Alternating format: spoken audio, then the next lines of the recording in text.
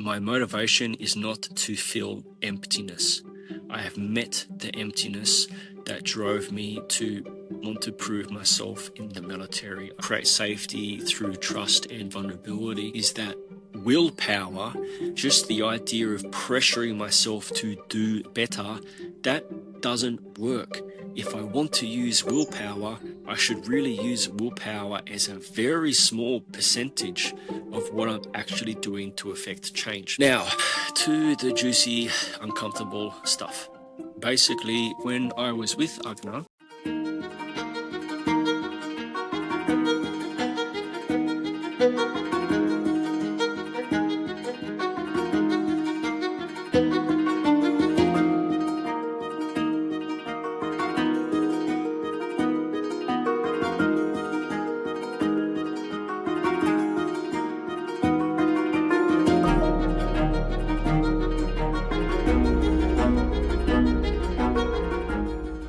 G'day and welcome to my podcast channel, Inviting You In.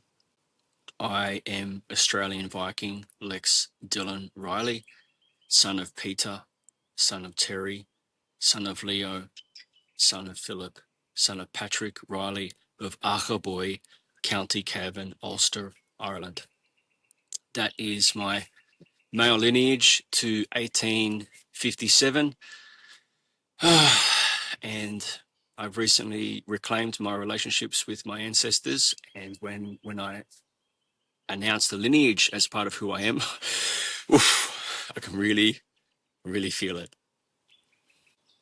On today's podcast, I'm going to be inviting you in to how a recent romantic partner of mine, Agne, how she guided me to my healing and how and why I worship her. I do feel a bit crook in my gut on this one. I think it might be a bit of an uncomfortable episode for me to be sharing and stepping into my truth, but we'll see. And nonetheless, I'll move forward and I'll do my best to share with everyone from a place of purity, truth, and respect, to provide some context of what it means to have received my healing in quite a shallow format. I'll put this on the table. So last year in November in Colombia, I received my spiritual healing. It was a long path for me. Perhaps you've heard of the concept of the dark night of the soul. But that for me really started in Afghanistan in 2010. And that was a 14-year healing journey. And last year I arrived at the light at the end of the tunnel. And that was a very long, arduous, seemingly endless journey for me of effort and stumbling and trying and heart opening and believing that life could be different for me. And in a ceremony in the Colombian mountains, I had God take my hand, and God said to me directly, everything has been for you. Everything has been a gift. All of your suffering has been a gift. And that echoed out into the realization of the loneliness that God gave me was a gift so I can know myself. The struggles that God gave me was a gift so that I can forge perseverance. The failures that God gave me living in a cupboard as an adult male, the challenges with marijuana dependence or alcohol dependence that God gave me was so that I can appreciate freedom, that I can appreciate gratitude, that I can appreciate abundance. And I also received a premonition, a prophecy for, I would say, key pillars of my life.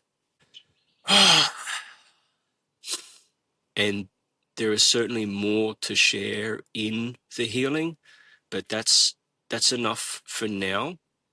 I'll unpack that later on.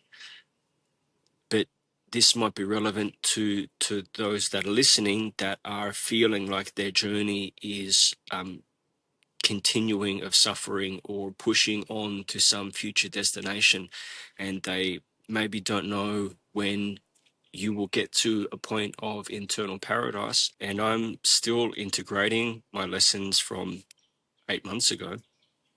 However, life for me is very different, and there was a lot of divine wisdom, and it was a miracle. I received a miracle from the medicine of ayahuasca and a miracle from God, and that is now how I navigate my life. And so if you feel stuck, if you feel like you are suffering, there is a purpose to that. That is God's gift. It may be an uncomfortable gift, but just to put into perspective as well as the divinity of God, I do feel like most of my life, none of the major religions spoke to what I felt. And I understand that some of the key messaging in these major religions is what helps people to have a functioning society and to be able to navigate morality well.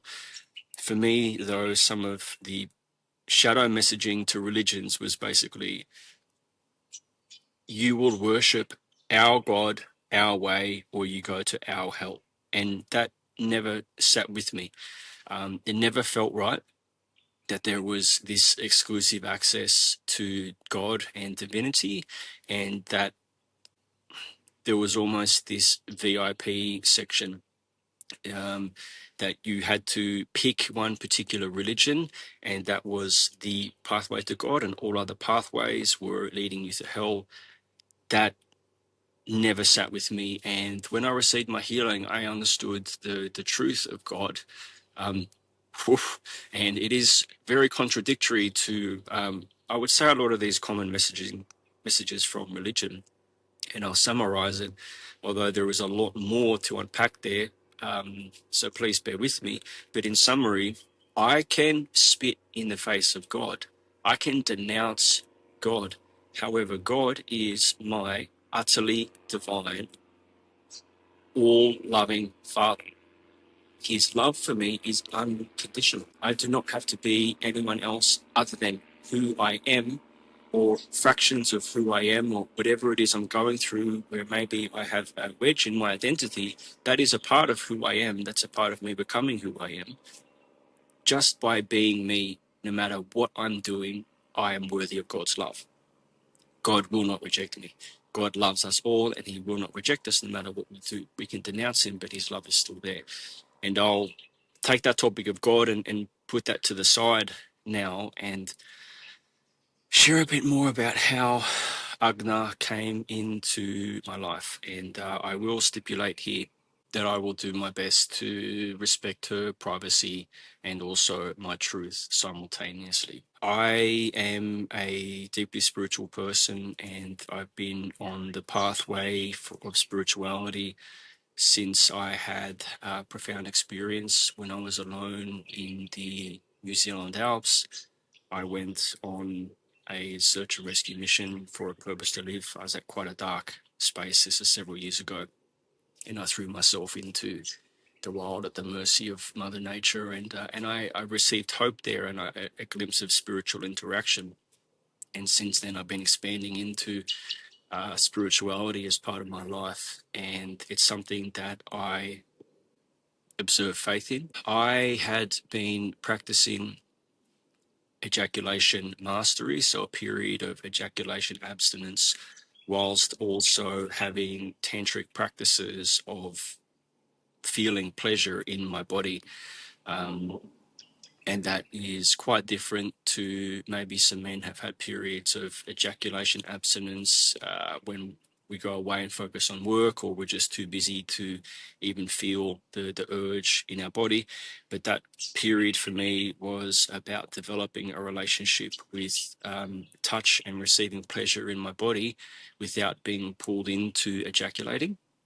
And that was the first time I had arrived at a full moon cycle with that practice, and that practice actually cultivates a lot of power within a man to do that, to be able to ride the urge of lust. And it also has practical shifts in daily life. So our thoughts can change, our energy can change, our interactions can change, because we're at a higher level within how we relate to lust and impulse compulsivity. But then often our testosterone is higher, our libido is higher, our animal is a little bit more vigorous, to say the least. It can be quite vigorous, actually.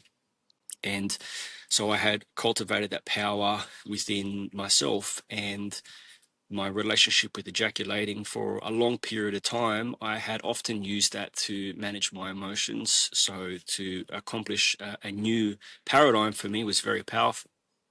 And it was also there was an eclipse in the northern hemisphere at the day that Agne and I took contact with each other. And these things for me are mirrors of reinforcement that I'm navigating in the right direction, and that I can just trust my heart here. I can trust openness. I can trust, at that point in time, I referred to this godly power as the universe or as life. I could trust life. And when we had our first contact on Instagram and I saw her Instagram profile, I immediately felt something very powerful in my body, with a pull towards the energy of this woman. And it wasn't just that she is physically beautiful. There is a lot of attractive women on Instagram who are maybe flaunting their sexual energy. It wasn't about that at all. Although I could see myself being very attracted to her, it was really far more the energy of what she was communicating through her profile and how she exhibited her values and her beliefs. And as soon as I saw she was expressing on Instagram, that was just such a powerful pull for me. And I was just like, wow, okay, this is really having a sense for me that this woman is someone deeply special for me. And I don't want to word it yet, but at that point in time, I had this sense of like, this is probably your woman. And it was very scary to open up into that without having these other measurements that we might be used to having when we're courting, but just that felt sense of like, trust this, lean into this is your woman. And we had some initial communication with each other over several days, and on the fifth day, I knew.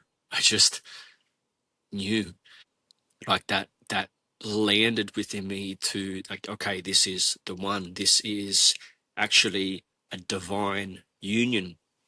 And I had heard of divine union previously. It was something that I had been presented the concept of on my spiritual path of expanding not just spirituality but consciousness. There is a difference between the two, although they can be powerfully interlinked. Realizing like this is a divine union. And on the fifth day, we had maybe it could have been a 3 hour or 5 hour conversation on FaceTime or WhatsApp call, actually.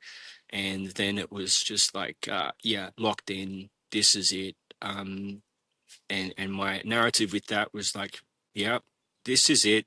No fucking around, no games, no bullshit. If you feel fear come up, which is probably going to be normal, if you feel that come up, push it aside, because this relationship is very important for me, and it is something for me to surrender into, to fall back into, and to trust and to open my heart to this. So at that point in time as well, I was living in the Arctic Circle and Agne was living in the United States.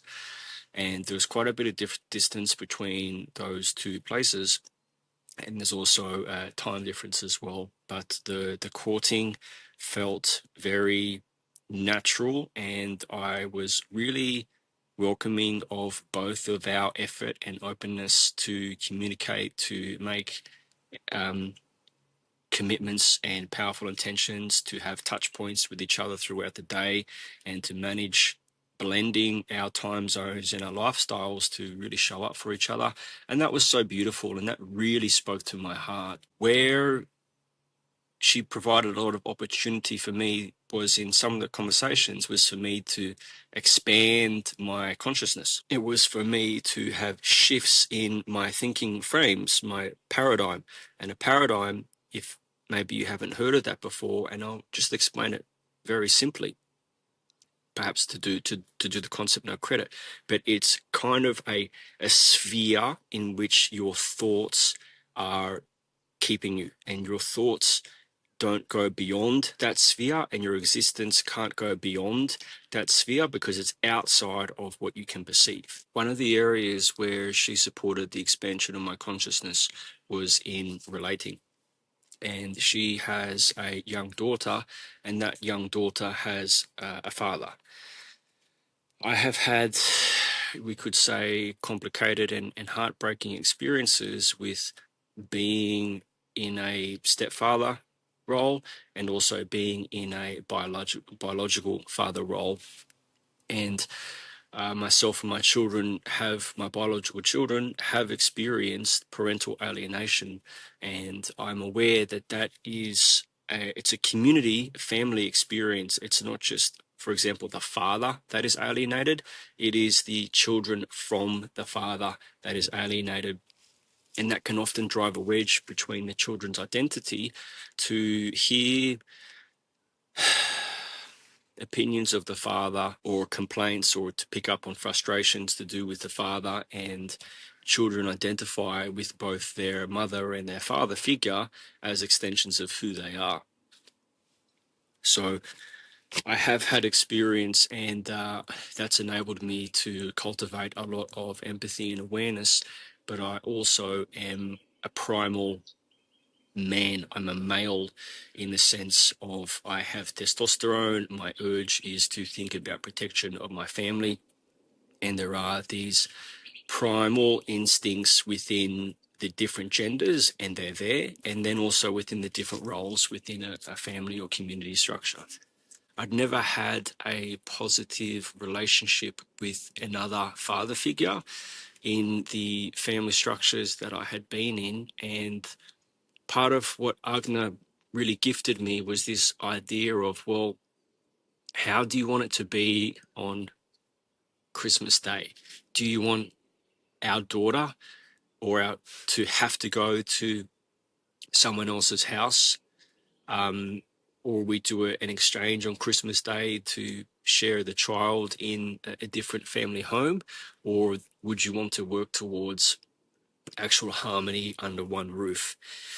And that for me was very difficult to sit with, very difficult, very uncomfortable. But I had a sense like there's truth to what she says. And it's my invitation to sit with that and to transform my paradigm to invite in that truth to a higher consciousness. And then so I sat with that throughout the relationship, and then also after the relationship. And that thought took months and months to mature within me and within my belief system, to get to the realization, in these blended family situations, if I invite a child into my heart, it doesn't matter to me if that child is biological or not. That child is in my heart, and they're as much in my heart as the other children in that family unit. And then how do I want to support that child's relationship with their biological father? How do I want them to feel? Well, I want them to feel safe and loved and considered and a part of the family structure. I don't want them to feel like they have to manage my ego or the other father's sense of belonging. So then that's an invitation for me to expand further into, okay, how can I support that without compromising my truth and without suppressing my animal? Because certainly I've suppressed my instincts a lot in the past, and that doesn't end well, but it also doesn't work in more complicated life in 2024, 2025, where my animal can't make all of the decisions and I need to access a higher consciousness. Over the months and beyond that relationship, where that actually ended up to me and where I sit with it now as a point of awareness is this realization of that if I am in a blended family, for me to feel safe to support a child that's in my heart to go with another man, I would want to have a personal relationship with that man. And that means that I need to sit in the discomfort of understanding that that man has a history with my partner, that that man at one point in time had a planned future, had sexual interactions, whispered dreams into each other's ears with my partner, and then for me to sit into that and understand that that's a path that happens in life. But then how do I have a genuine, truth-filled relationship where I'm honoring my animal and my consciousness with how I relate to the biological father of a child that is in my heart, and then to realize that that father of that child is having a profound impact on our family culture. So to a certain degree, I want to have a personal relationship with that father so he can come along on the journey, which is relevant for him. But to paint a picture that is irrelevant to this particular family dynamic that I was in, but just an example, is that let's say that the father is having a hectic, stressful lifestyle and he maybe has alcohol a lot at home. And then if I give a child that's in my heart into the care of that man, that creates quite a different experience for that child. And instead of driving a wedge between that man and that child, I really ought to look to see how I can support that man to ascend his relationship with alcohol or his emotions or whatever way I can actually support him. As we were progressing through the courting period, we were doing our best to bring up relevant topics before we would meet with each other, and the intention was developing for how that would look. Feminine energy is, in its own right, more powerful than masculine energy. And over the last decades, primarily since feminism, women have been led out of their feminine power, and there has been a surge in women focusing on masculine power. That is this kind of energy of boss babe, you don't need no man, focus on a career first, and it actually devalues a lot of the feminine characteristics and powers, and it really devalues motherhood. One of the things that is so powerful about feminine energy is this inspiration. And to give an example for that, maybe the average listener here, a man has been manipulated by a woman. Manipulation is a bipolar dysfunction of feminine inspiration, and that is when we think that we're doing what we want to do and it ends up being destructive for our welfare, but for the sake of a woman. I think most men have experienced being manipulated, and the other side of that bipolar dysfunction is antagonism. And perhaps you have felt antagonism, which is also this very powerful feminine energy, which is part of this invisible superforce to antagonize a man to behave in a particular way that in other situations he may not. But the purity of this is inspiration. And that is exceptionally powerful, and maybe just an everyday circumstance that you might be able to see that is if you're in the gym and a woman comes in that you're particularly attracted to, you might all of a sudden realize, huh, I can be lifting more, and I will do that immediately. I will immediately lift 5%, 10%, 15% more, or put in 10% more effort on the task that I'm doing. And that is a very practical form of the feminine power of inspiration. So the inspirational component for me that Agne just immediately mirrored was that my business partner in the Arctic, a realization that that professional relationship was not stable for what I wanted to be to support my family. So the immediate realization there was that that business partnership was done, and it was something I had been looking at within myself for weeks, and I had this building understanding. But as soon as I had this courting and relationship commitment with Agne, it was a firm line for me. This is where I need to step up, and this is the changes that I need to make, even though they're uncomfortable. There's going to be an uncomfortable conversation here and a bit of an uncomfortable business process, but this is exactly what has to happen. And so her being in my life was an immediate inspirational pull to a part of my higher self. One of the great qualities that a feminine woman has or has access to is emotional attunement. And so within her body, and she may not be able to articulate this, in fact, probably not, but in her body, she can have an understanding of when her man is not playing fully, is not trusting himself, is not expanded to the capacity of his character. So to link that with this inspiration energy, when a woman tells a man what to do, that is from the energy of emasculating him. It is from the energy of masculine authority. When a woman, and this takes more vulnerability and self-awareness, but when she expresses a desire or a need, that pulls the man into action, that inspires him to serve her, because in a primal way, men are geared for service, to serve our beloved and to serve our family, and then beyond that, our community. This power that women have, or feminine women have, is to call a man to his higher self.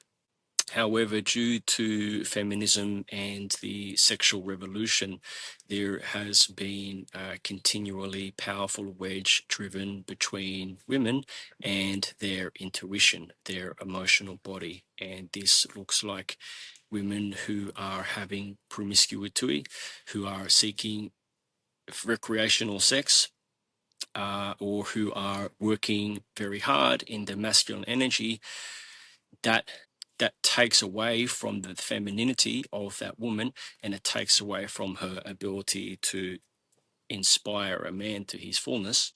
And back to my specific case with Agne and I and our courtship, there were other areas where she invited me in, either with a direct invitation to reflect, or just by having this truth and consciousness on the table for then me to reflect myself into a higher state of consciousness that I hadn't had access to when I was viewing myself as an individual, instead of viewing myself as a one, as a divine union, as a partner in a loving, open, unfurling partnership.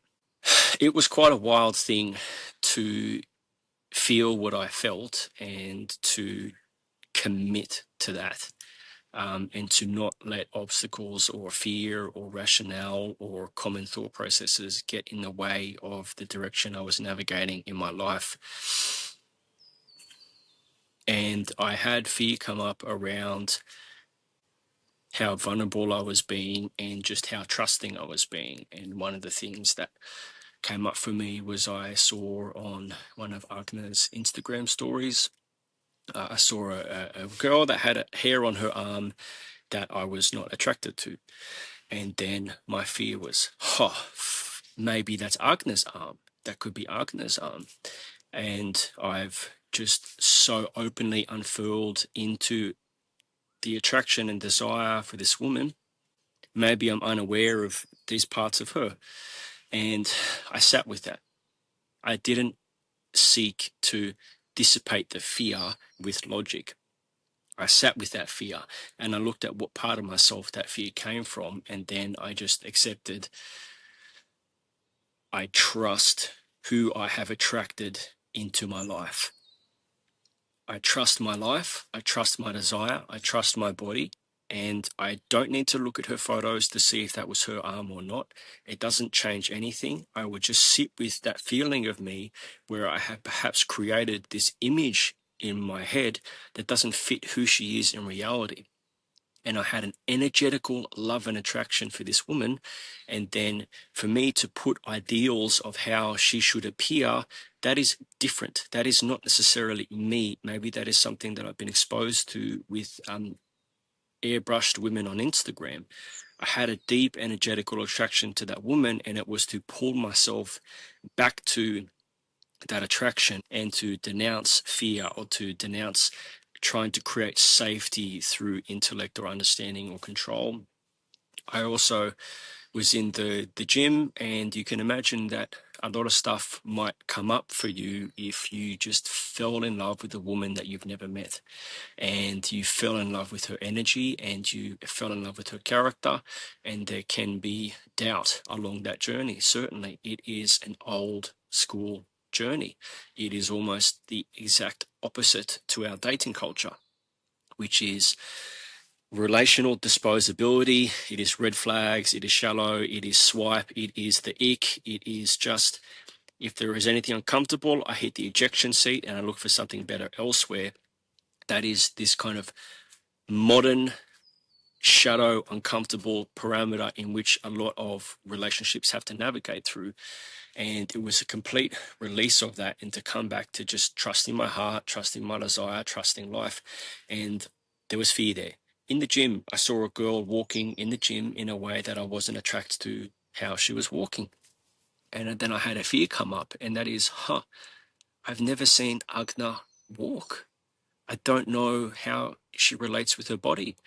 And then the rational part of my mind is saying, look at her Instagram videos and assess how she walks. And this seems crazy. It seems like an odd thing, and maybe it is, but this is some of the odd nuances that probably present themselves in all of the relationships that most people have, right? And so I sat into that again, and I realized, that's not coming from love. That's coming from fear. And again, I trust my life. I trust my desire. I trust this concept of divine union, which I had worded for the first time aloud in this relationship. And I'd never had this feeling before, that is, yes, she is the one. I had in my other romantic relationships played it safe. I hadn't put myself all on the table. And I had allowed fear to make key decisions for me with my previous partners. And by having these walls of protection around myself, I also denied myself of the opportunity of oneness. That's the paradox of it. It is like a ship in the harbor is safe, but that's not what a ship is for. And then if I'm not navigating in full truth in my relationships, how can someone fully accept me? How can someone fully love me if I'm not fully there?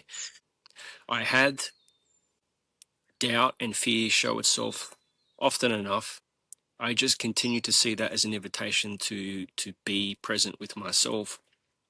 Agna had a ayahuasca retreat soon after we started our courtship, and I was quite nervous for that. I was still learning how for me to relate with the medicine and consciousness of ayahuasca. And when Agna went to her ceremony, I had fear that ayahuasca would steer her in a different direction or whatever. I still didn't see ayahuasca for her full purity that I can see now. But there were some communications from ayahuasca to Agna about our relationship. There, I consider them private communications, so I won't share them on the podcast. But it was another positive indicator for me from the spirit world that yes, I might have doubt and I might have fear, but it is the right thing for me to do to unfurl into this love and this divine union. I also really trusted Agne's ability to divine through tarot cards, and again, there were more positive indicators of our relationship, and there were a couple of communications through the tarot cards that were bang on.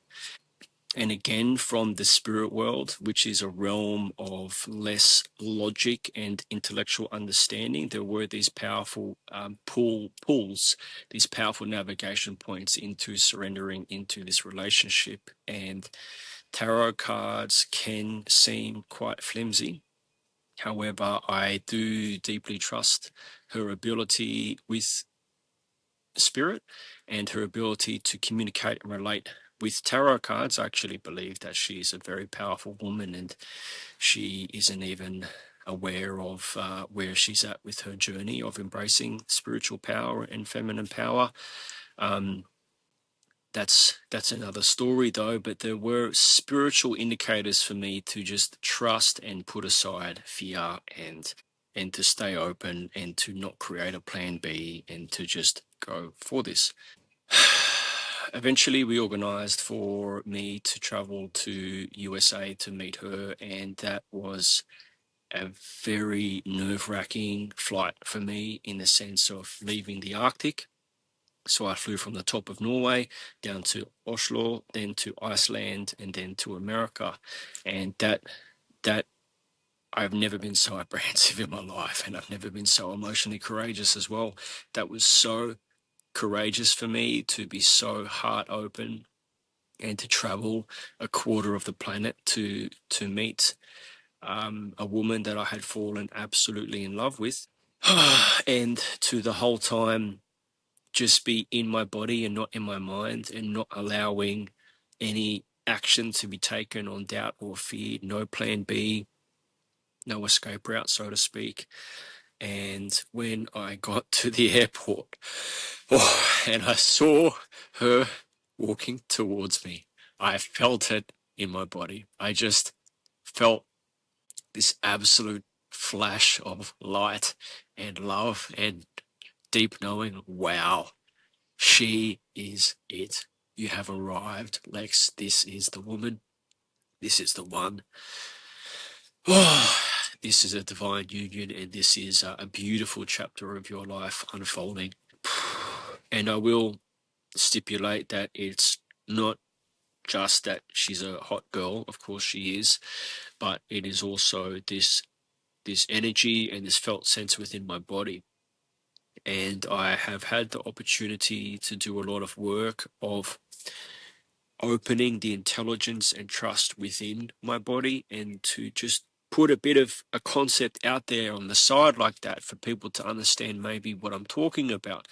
Is I was a veteran in the Australian Army, and I had a massive focus when I was in the Army of being the best of the best all the time.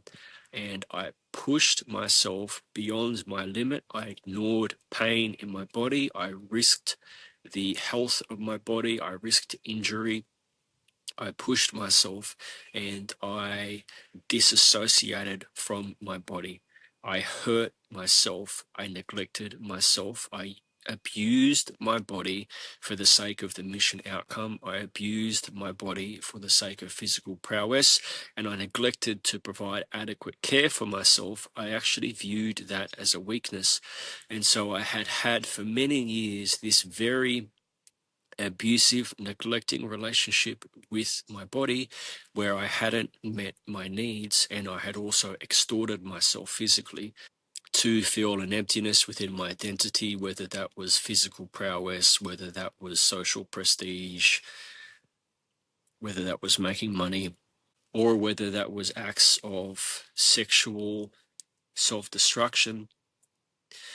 And I will say we, because I know it's not just me, when we do that to our body, we are betraying ourselves, we are hurting ourselves, and we are driving a wedge between our body and our higher self. We are driving a wedge between our mind, our body, our heart.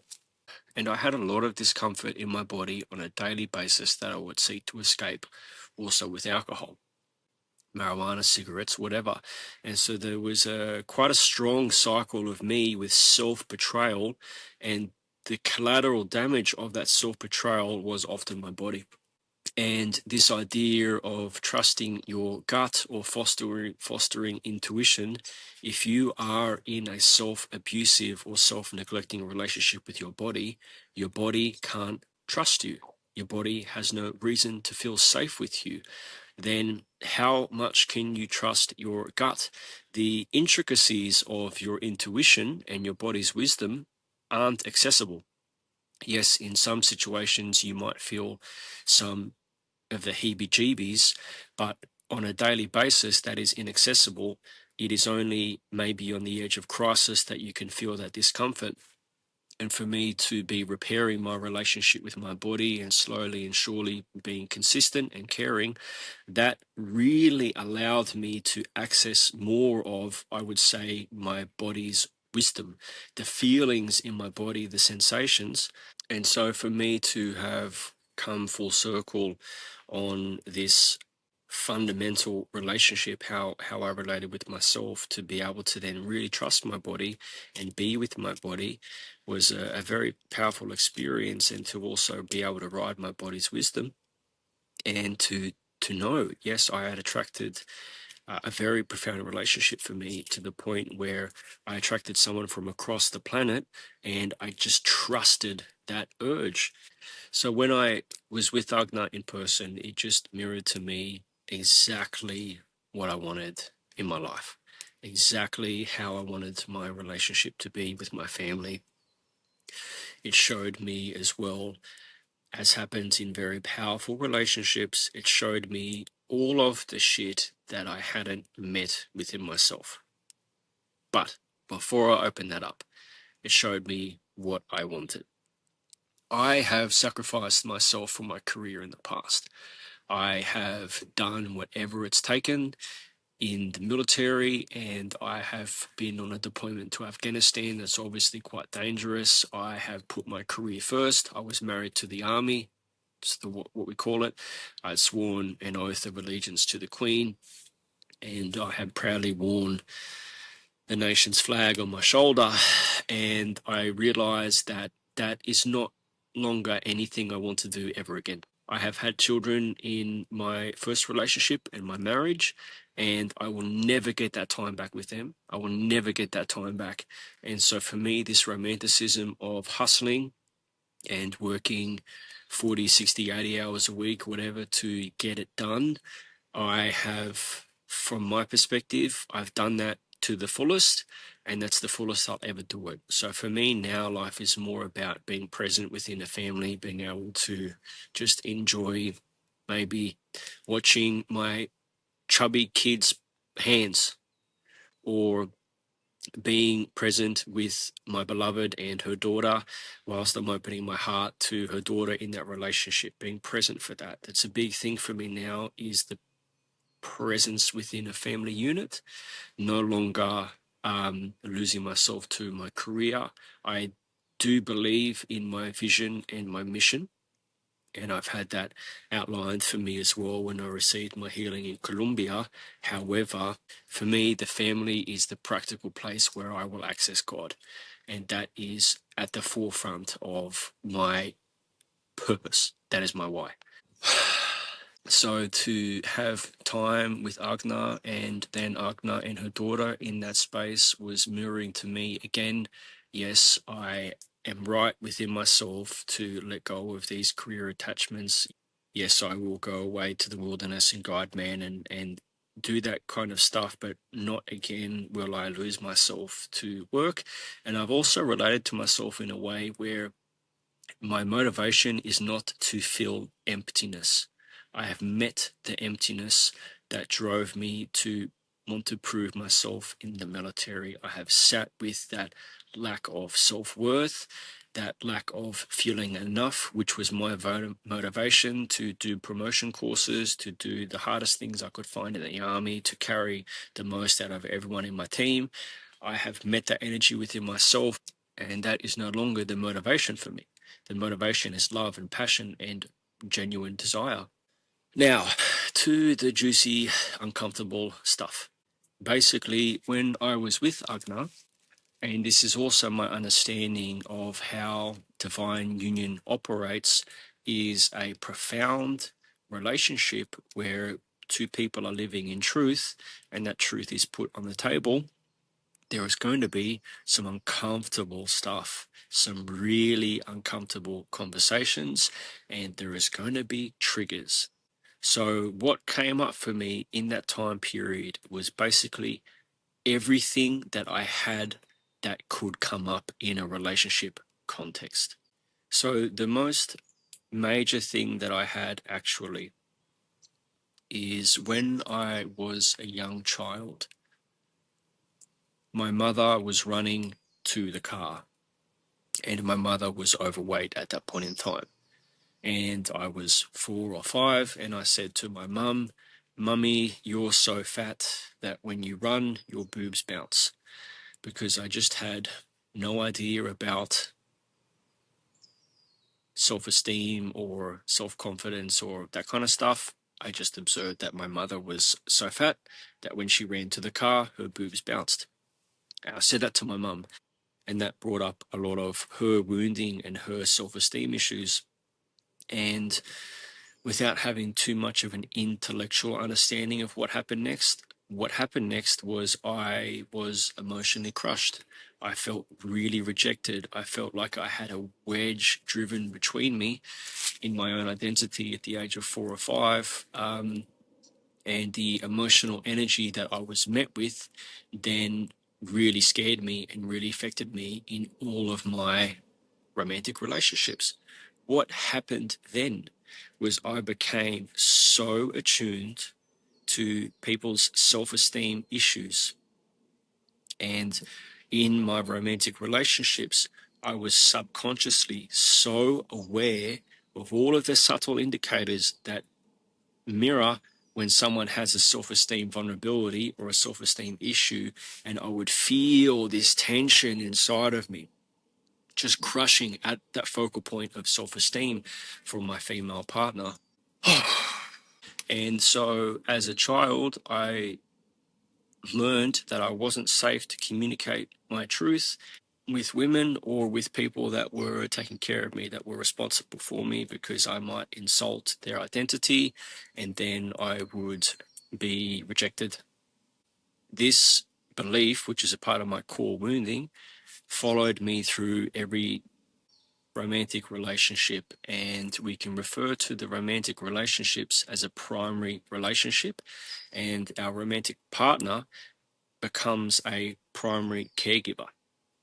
And the neurocircuitry for how we have our family dynamics when we're children and the house we grow up in, how we relate with our primary caregiver, which is usually our mother and our father. In some cases, it might be different, but that neurocircuitry is repurposed for how we relate within our romantic relationships. What that means is, regarding to the neurocircuitry repurposing, if I learn to ride a push bike, that doesn't mean that my brain or my circuitry knows how to swim. It doesn't repurpose like that. The only advantage that riding a push bike might give me for swimming is that maybe whilst I'm riding a push bike, I'm just learning how to move my body in a more advantageous way compared to someone who is gaming or playing chess. So there is not a direct link between the neurocircuitry for that task of bike riding as there is for the task of swimming. But with our primary relationships, which has to do with our family structure, that neurocircuitry is repurposed for how we attract and create our romantic relationships, our new family dynamic. And it's not just with our partner, it's also with how we interact with our children. So that circuitry of our family home gets copied and reused. That same circuitry is used for when we create our new relationship dynamic. And it's not something that we can just consciously do different. And what I've learned around my journey with mental health and all the things that I've overcome is that willpower, just the idea of pressuring myself to do better, that doesn't work. If I want to use willpower, I should really use willpower as a very small percentage of what I'm actually doing to affect change. So the idea of me saying, okay, don't trigger my romantic partner's self-esteem, that doesn't work, because I was so subconsciously attuned to their self-esteem vulnerabilities or weak points that I would feel it in my body, and I'd have this awareness and I would judge onto that self-esteem. And so, of course, that happens with Agna. And she was very emotionally attuned, and I can really take my hat off to how powerful she was in that feminine energy, right? We'd only known each other in person for a couple of days, so our bodies are adjusting, but we so quickly came into being one that this stuff comes up. And she picked up on the fourth day something, and she's like, hey, what's actually happening? I can sense something.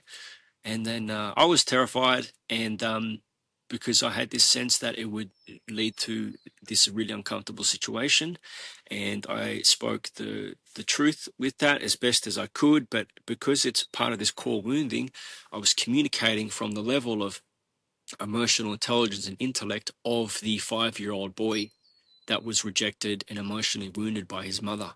So that's how it comes out, and that's my stuff. And so then my wound, which was perfectly designed to have an awareness of her wound, triggered her wound. And then in that relationship, we had a significant fracture. When that fracture occurred, I could say that we lost consciousness. We as a couple lost the ability to both at the same time openly and compassionately navigate topics together as one. And to give an understanding as well, during the courting phase pre-USA, Agna again was really able to expand myself within myself in just such a beautiful, powerfully feminine, compassionate way. And one example for that was that I had a pattern in the past of really pressuring myself, this idea of do better, be better, grow every day, this kind of stuff. But the way that I pushed myself into that was with pressure, was with self-criticism, it was with an internal argument.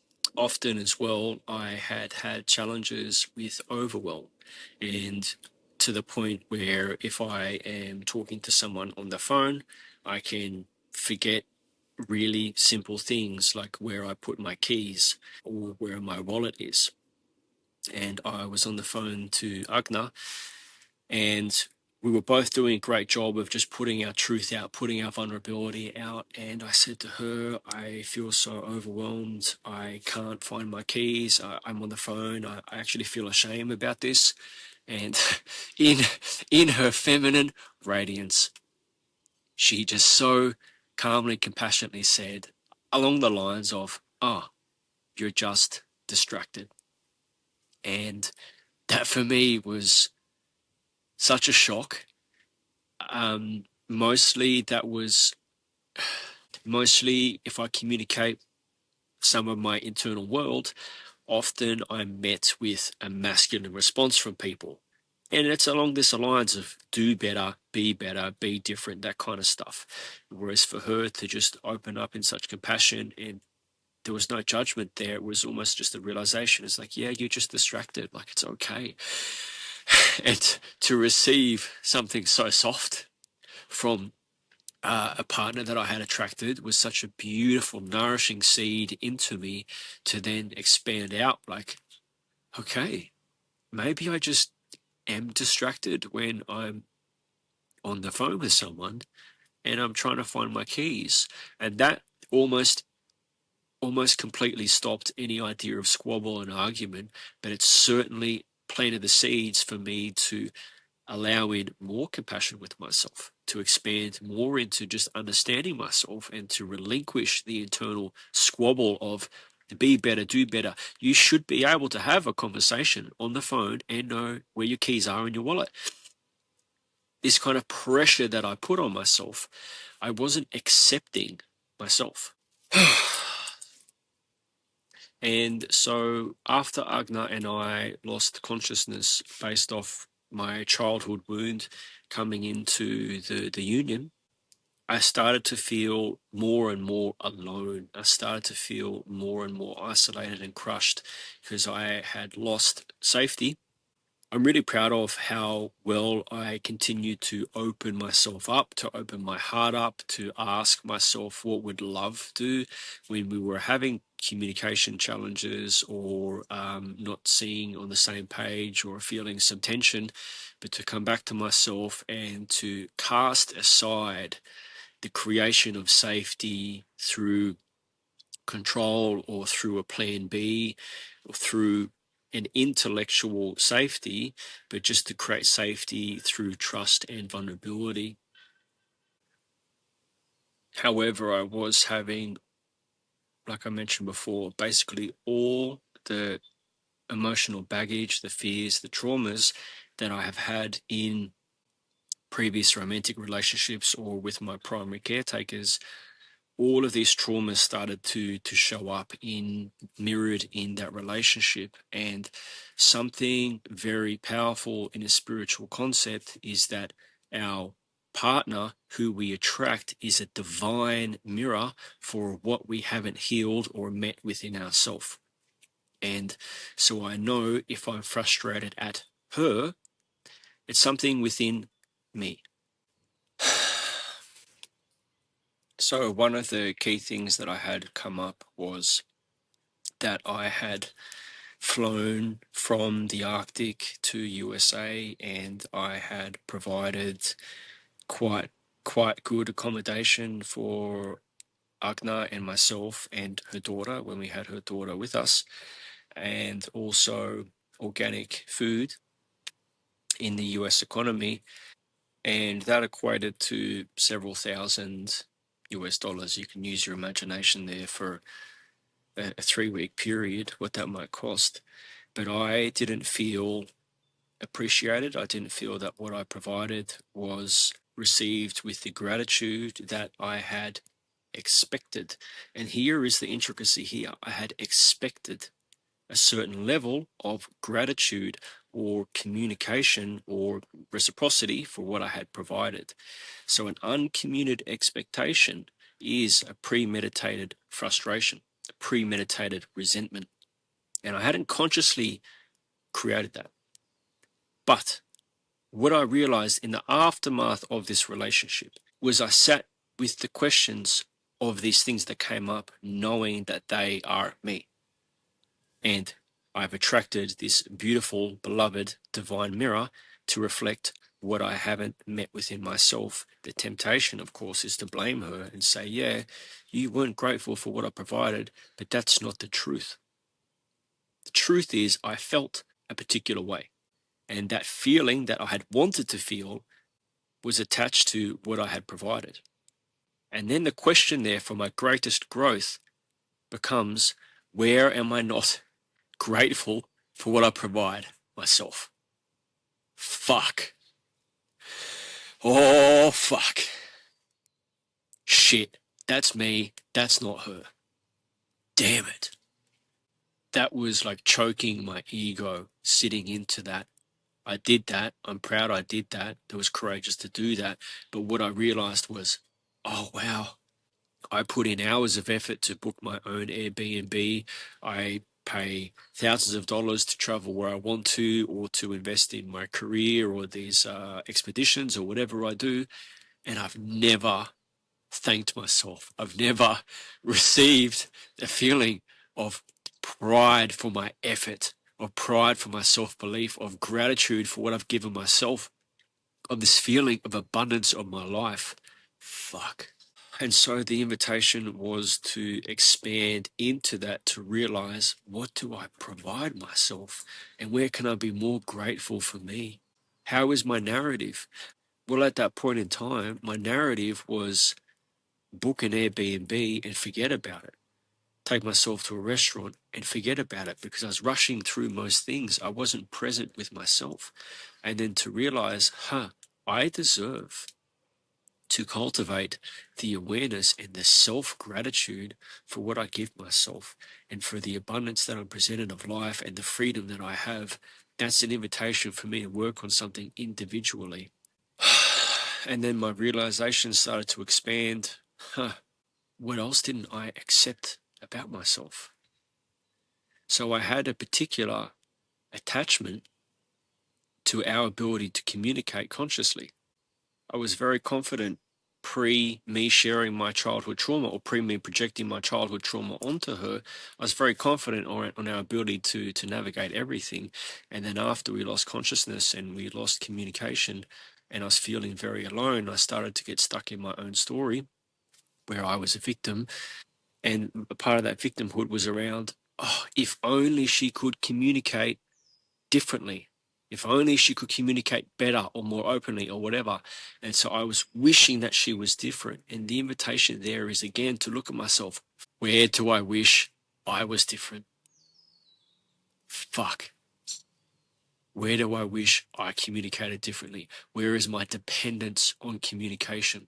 And I followed that question, and I sat with that question, and I was in the emptiness and the discomfort of that question. And the realization, one of the realizations was, I can feel emotionally unsafe in relationships when we're not on the same page. And that's an unrealistic expectation, to always be on the same page.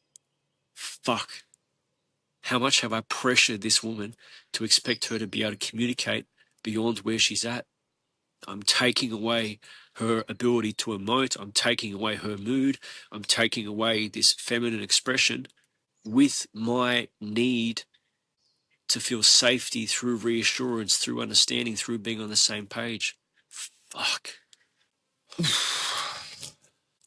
And I had reflections come up about my marriage. I had reflections come up about my other long-term romantic partners. I had basically everything, all of the shit from all of my key relationships come up in that mirror with Agne, and it was all my reflection.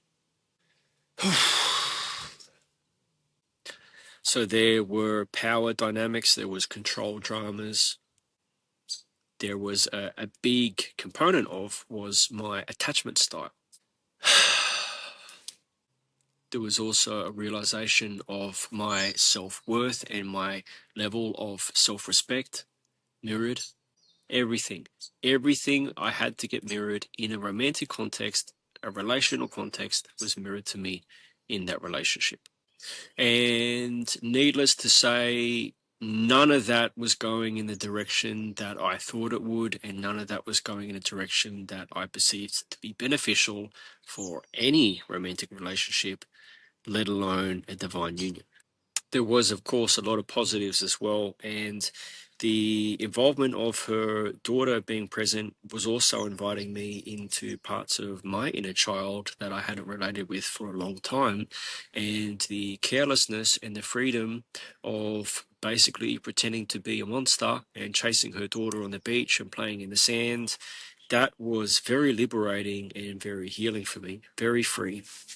I remember as well reflecting before going to the Arctic and really sitting into what it meant to open my heart to her daughter and to allow for that love story as well.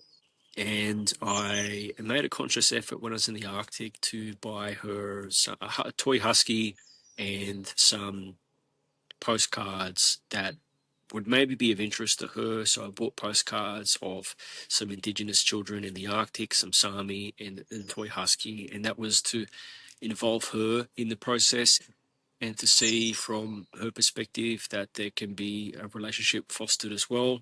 And also to open my heart, really open my heart to the realization of, this girl, this young girl, is going to be the older sister to my children. Wow. Wow. Like to just sit in that and to open my heart to that and realize that. Wow. One of the areas where her daughter helped me in my inner child was I had reflected on what it meant for me to be free. And I have had my own pain in the ass stuff with rigidity and expecting things to look a certain way. And so I had this vision in my mind before I went there of like, do you know what? I want to go for a swim wearing normal clothing. I want to just wear whatever pants I'm wearing in and not worry about if I get cold or not having swimmers, but to just be free again. Because for me, a big part of the way I had created safety throughout my life is by having things right, by having things fit in the right way and be in order. And it's the concept of creating safety through control. And I wanted to continue to further release myself from that. And so I had this visualization of me just swimming in normal shorts, and I got to do that with her daughter. And that was a beautiful, fun, freeing invitation. And there was also an invitation from her daughter to move at a slower pace. I wanted to honor the pace that a small girl, a young girl, moves through life, moves through the street, walks slower. Something that I had recognized in my other relationships and the other family structures I've been in is busy parents. And something that does cause a lot of stress in children is busy parents. However, it is very common. It is very common for parents to be busy. It is very common for parents to hurry up their child. Come on, hurry up. I haven't got all day. We haven't got all day. We're running late. Let's go. That kind of stuff. And that's not part of an energy I want to foster in a family in my life again.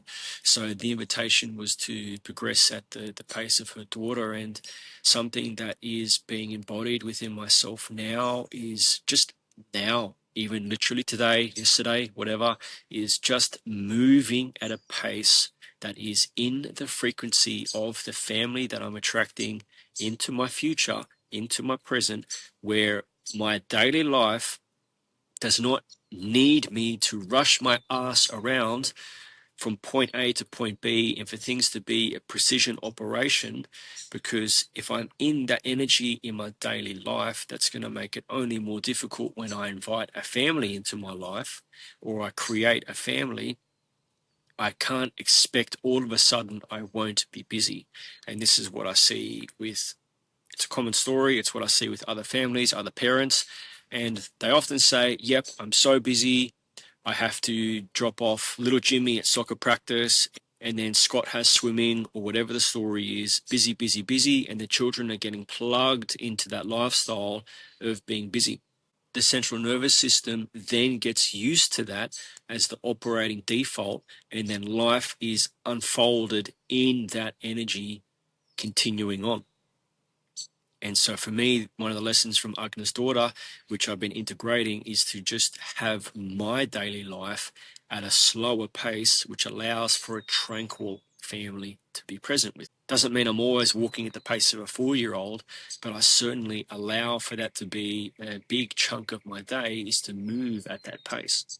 Something that was important for me to sit into was respecting the union, respecting the divine union, having an understanding. And I knew in that moment, I knew that these powerful relationships will bring up everything, but having an understanding that I am willing to do whatever it takes for this relationship. And that's certainly going against the modern grain of how we view relationships and how I've interacted in relationships in the past. Is this disposability? Is this ejection seat? But I want to communicate for, let's say, like the average listener here, and I'm talking a lot to men, that when I say that I'm willing to do whatever it takes for the relationship, that doesn't mean that I'm willing to do whatever she says.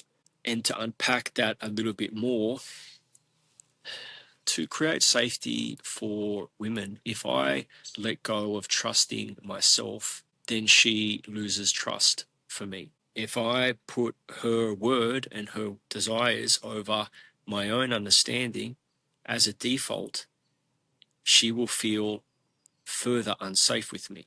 It's just how it has to be. And so a common challenge that I see in relationships with men that really aren't living in truth and they haven't met their edges, they haven't expanded into their character, is that their partner might have difficulty trusting them.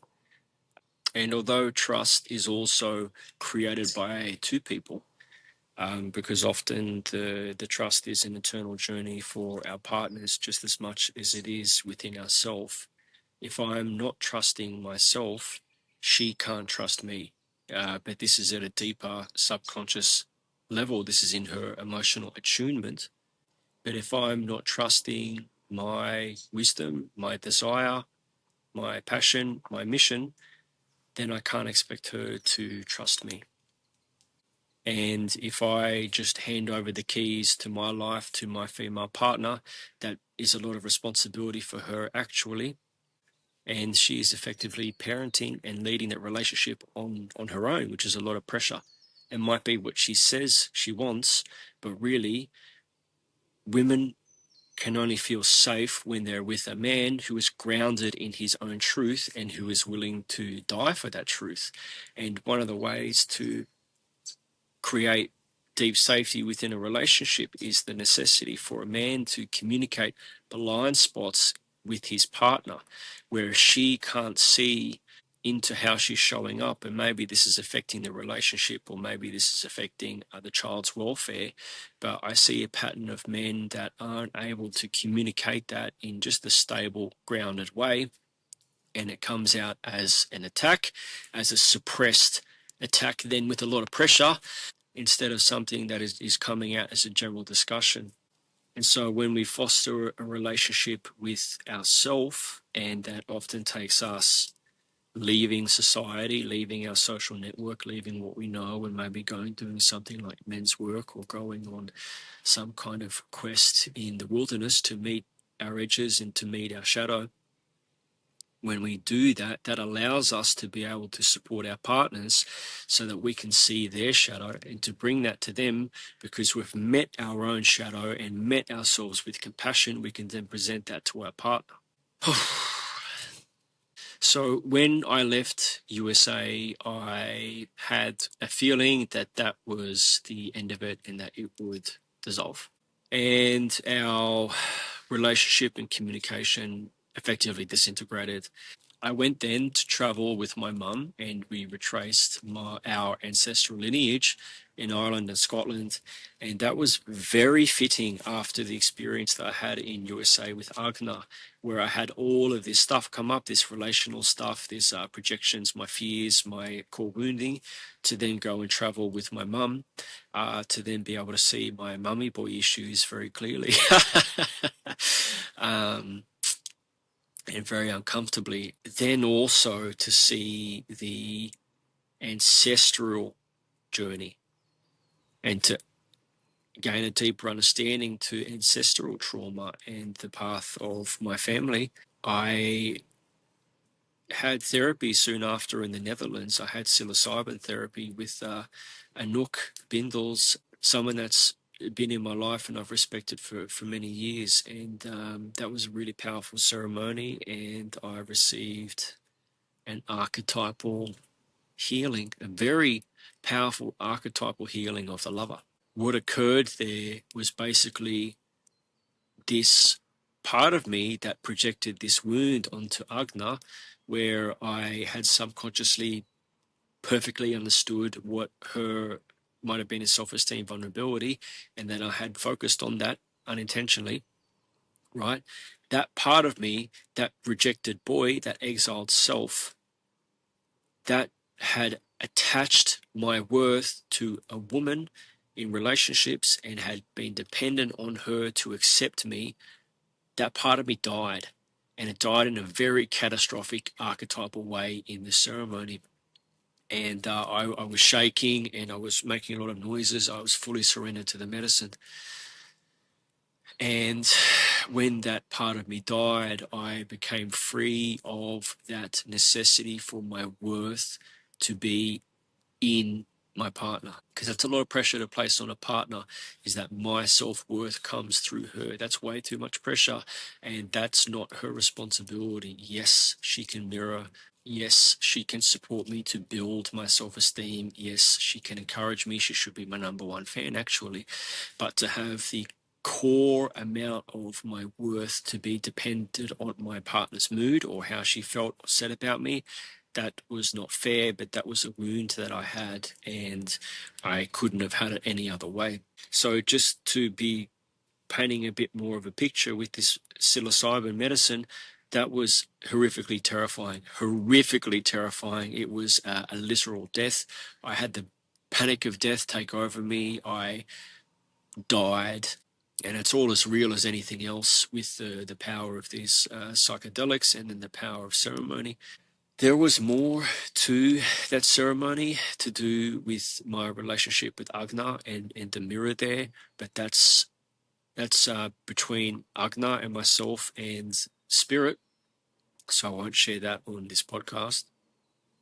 And in other podcasts, I will unpack a lot of the key topics I've discussed, as well as my healing journey and the plant medicines and the ceremonies that I've been in, as well as some healings that I've had. So I allowed the space in Portugal to integrate from my healing in the psilocybin therapy, and I slowly navigated my way back to the Arctic. I was still hopeful that there would be some level of repatriation between Agna and I, that we would put the conversations back on the table. As I mentioned, I was willing to do whatever it took there. But that didn't present itself, and I felt quite disheartened in the emptiness of that and the, let's say, the disintegration of that union. And I sat with that a lot and had a lot of invitation into reflection on what had shown itself in USA and what had presented itself in the courting as well. And something I realized was that I had placed an unfair expectation on her to accept the parts of me that I hadn't yet accepted in myself. And of course, our partners can support us to do that. But I sensed that I was pulling too much for her to support me to accept myself. And after the archetypal death of the lover energy, where I had the boy lover psychology die, which then allows space for the man lover, the full lover, to understand what I can actually have met within a relationship, I realized that it was my responsibility to sit with these parts of myself that I hadn't accepted yet. And I went through the process of publicly communicating on my social media very courageously how I had been domestically violent in my past with violently beating my children, how I had alcohol dependence, marijuana dependence, how I started to do basically security in nightclubs so I could fight people, so I could feel important, how I had cheated on my wife. So I went into this really deep shadow work, just showing these things publicly, and also the process of nursing myself. When I would post that, I wouldn't check social media for several days until I had nursed myself. And so, for example, the first post I did was about how I had been domestically violent and beat my children. And then what that looked like for maybe 5 days afterwards would I would just meditate on the ground holding my heart, and I would accept what I had done. I would accept that I had aired that out loud, and I would accept that there would be people who would leave my life because of that truth, because of that shadow, and just to accept myself in that. And then I stepped into sharing cheating on my wife, and the same thing. That's a terrible thing to do, but I had done that many years ago. And then to hold my heart and to just meditate and feel my heart and accept my past, that was very freeing, and that was a very powerful process. And that was me becoming my own medicine in a way, for me having the medicine in my daily life. And I still had this urge of going to ayahuasca, to go into the medicine there. And I felt like I wanted some kind of answers, because ayahuasca had communicated to Agne about our relationship at the start of the courting. And I just felt like I wanted to go meet with ayahuasca to understand what I didn't know. And I really trusted that urge. So I wanted to go to the same healing center that Agne had gone to in Mexico. And I reached out to the shaman there. And that fell through after I had bought tickets to fly there. But I suspect that that fell through for a very good reason. And if I'm right in my suspicion, that shaman would not be the shaman for me. But I don't have all the facts for what happened behind the scenes there, so I let go of that. And so I had got in touch with some men in my network that were living in South America and USA, and I was guided on to a healing center in Colombia, and I committed to go to that healing center in November. When I got to Mexico in the start of November, that was actually really confronting for me. I started to receive these almost intrusive memories of my time with Agne in USA. And when I accepted Agne in my heart as my beloved during the courting, I had given her a specific ringtone, because I just allowed for so much of the excitement to hear from her, and I celebrated that. And so when she messaged me, I would get a particular ringtone, like a bird whistling. And when I was in Mexico, I just kept on hearing this whistle. And it was the same whistle as my ringtone. And I just thought, like, what the heck? Is this something that the men at the construction yard are doing? Or is this a seasonal bird or something? It seems to be everywhere. And I would walk down the street and I would think about a restaurant that Agne and I went to in America. And so I was having this really powerful reflections about Agne, and that was quite uncomfortable. But again, I was just sitting with the invitation there of like how and why she showed up into my life. And I progressed to the ceremony in Colombia. And in that ceremony, I had everything. Oof. I had everything brought together for me in life. There were multiple ceremonies with ayahuasca, and I had a profound interaction with God. I had this energetical invitation from the Christ consciousness. I received a premonition for a spirit calling to go to Montana in November, and that was in this year. So I'll go to Montana in 6 months or whatever it is. And it was very profound, very, I still feel it. I feel it every day. A very profound healing, very profound prophecy for a very important part of life. And it was very specific. And I now navigate my life off that every day on a daily basis. And I'm trusting so much and opening so much into spirituality and into my mission and to this prophecy specifically. Like, how would you feel if you were told where to go, and that basically there would be, I'm keeping a bit of mystery here, because I don't feel so ready yet to talk about this totally publicly, but someone is going to reveal themselves to me in Wyoming, Montana in November, and it is going to be one of the most important experiences of my life. And there's more to it, but I'll leave it at that. So I received this roadmap for how to progress with my business, very specifically, but ultimately, more importantly, I received my healing, and Agne really guided me towards that.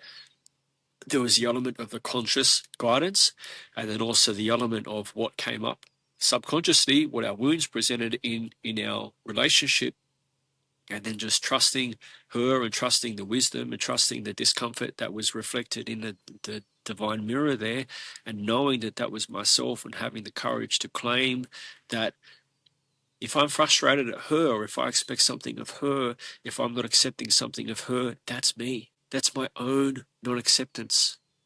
That's my own expectation. It's my own righteousness. And so this beautiful woman had shown up in my life and reflected back to me my own inadequacies. That was an invitation for me to heal. And I've done, I'm almost at the end of the work that I can do at this phase of my life as an individual. So I know soon enough that I will be living in the energy of a family again and in a relationship again. That will happen when it happens. But what that relationship with Agna presented to me was this real pathway to God. God is in my life now. I have my divine Father God and Mother Earth as my mother in my life, and that is so freeing and so trusting, and I can't even describe it. I also got to feel these really profound experiences, like what it feels like to be a divine embodied goddess. I got to feel what it feels like to be a woman that is free. I had this miracle experiences in Colombia that really very few people get to experience, and I'm so blessed for that. And to now understand that she has become a part of my consciousness, where I can access my higher self, where what she has presented to me with this, just this simple, calm, graceful, feminine compassion, with this story during our courting, where I was feeling overwhelmed on the phone, where she just so beautifully said, like, oh, you're just distracted. And then so now I can meet that consciousness within myself and have that compassion for myself that previously I didn't have access to before attracting her into my life. And to really be very well integrating what full self-acceptance means, what freedom means, what love means without having expectations to put them upon my partner. I will share in more detail what was presented to me in the plant medicine journey in Colombia, what God said to me, what ayahuasca showed me. That's going to be another episode, though. That certainly warrants its own full episode. But my invitation to you as the listener, after inviting you into such a powerful emotional experience for me, is with your relationships that you've had, are you able to trust that you have attracted the right mirror for you to meet yourself in? We cannot attract someone beyond where we are. So we attract a frequency match for where we are in life. And we use this blueprint from our neurocircuitry, from our childhood, to how we recreate relationships as well. Terry Real, who is one of the educators that I've gotten onto as a result of some of the relationship tension that Agna and I experienced, he teaches about this concept of righteousness in relationships, but also standing up to yourself and really just sometimes telling yourself to shut up when you're in this story narrative, and seek the truth and seek vulnerability and seek to repair the relationship. But what else he says that is really powerful is that you marry your unfinished business. We attract really based off our wounds. And yes, there is some wounds for us to tend to individually, but then there is also certain wounds that can only be healed within a relationship context.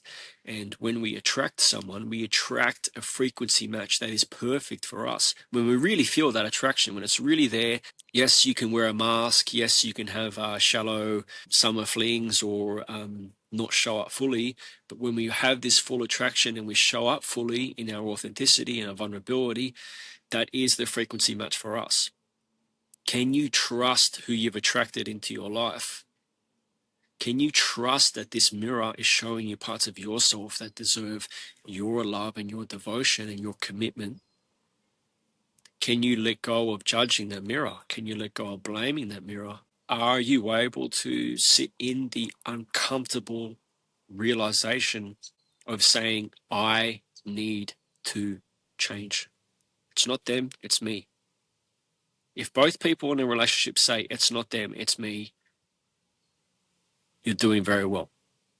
If one person in a relationship says, it's not them, it's me, one person's going to heal. If no one says, it's not them, it's me, and we're both saying, hey, you need to change, that is just going to perpetuate the wounds, perpetuate the victim blame cycle, and thus the story of collapsing relationships continues. Again, unless we wear a mask, because we can wear a mask and we can navigate relationships in a shallower way. But I want oneness. I will go for divine union. I will do whatever it takes to foster that relationship. And at the moment, I'm doing it whatever it takes to foster that relationship in myself. And that has been very uncomfortable. But that has also been part of the invitation for me in the wake of my relationship with Agne, is if I say to her, I will do whatever it takes for this relationship, am I doing whatever it takes for my relationship with me?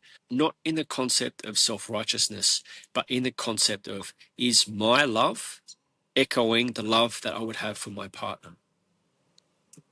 Am I caring for my body how I would care for her body? And so it's time to conclude this episode of Inviting You In, where I shared about how Agne has guided me towards my healing and a little bit about how and why I worship her. Thanks for making it to the end. If you haven't already, please subscribe. There's going to be a lot more juicy content, and I'll unpack in more detail some of the concepts that I presented, as well as inviting you into other processes in my life. That's it from me. Back to you in the studio. Whoosh.